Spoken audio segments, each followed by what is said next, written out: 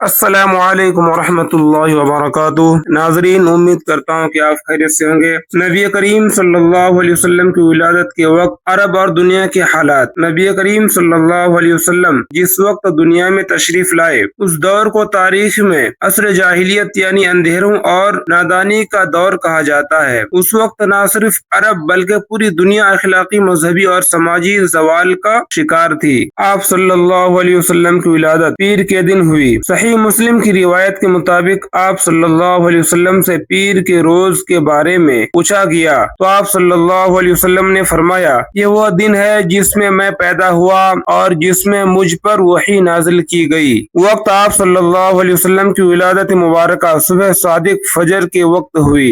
نبی کریم صلی اللہ علیہ وسلم پیر کے دن صبح صادق کے وقت ربیع الاول کے مہینے میں 9 یا 12 تاریخ مطابق 20 اپریل 571 عیسوی میں مکہ مکرمہ میں پیدا ہوئے۔ آپ صلی اللہ علیہ وسلم کی پیدائش عام الفیل یعنی ہاتھیوں والی سال میں ہوئی۔ یہ وہ سال تھا جب یمن کے گورنر ابرہہ نے خانہ کعبہ پر حملہ کیا تھا اور اللہ تعالیٰ نے ابابیلوں کے ذریعے اس کے لشکر کو تباہ کر دیا تھا۔ یہ واقعہ 570 یا 571 عیسوی کا ہے۔ عقیدہ اور مذہب کے لوگ ایک خدا کو بھول کر بتوں، ستاروں اور درختوں کی پوجا کیا کرتے تھے۔ اخلاقی سماجی حالت، شراب نوشی، جوا، زنا اور ڈکیتی کو فخر سمجھا جاتا تھا۔ عورتوں کو محض ایک جائیداد سمجھا جاتا تھا، اس کے کوئی حقوق نہ تھے۔ لڑکیوں کی پیدائش کو عار سمجھ کر انہیں زندہ درگزر کر دیا جاتا تھا۔ سود خوری کا دور تھا، امیر غریب کا خون چوستے تھے اور غلاموں پر بے پناہ ظلم ڈھائے جاتے تھے۔ نبی کریم صلی اللہ علیہ وسلم کی تشریف آوری کے بعد کی تبدیلی، توحید کا قیام،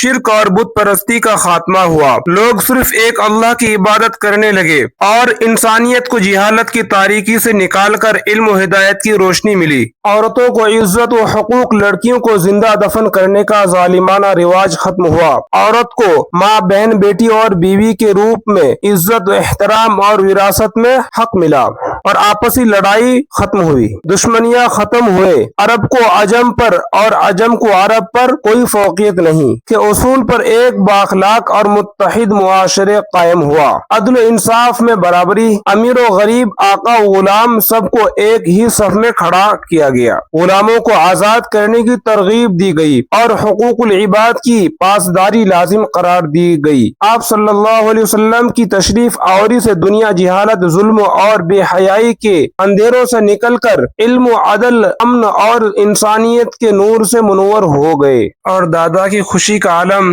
حضرت عبد المطلب، آپ کے دادا کو جب خوشخبری ملی تو وہ آپ صلی اللہ علیہ وسلم کو خانہ کعبہ لے گئے، اللہ کا شکریہ ادا کیا اور آپ کا نام محمد رکھا جس کے بے حد تعریف کی گئی ہو، جو اس وقت عرب میں عام نام نہیں تھا۔ آپ صلی اللہ علیہ وسلم کی ولادت باسعادت کے ذریعے دنیا سے تاریکی، ظلم اور جہالت کا خاتمہ ہوا اور ہدایت، رحم دلی اور انسانیت کے لیے دور کا آغاز ہوا۔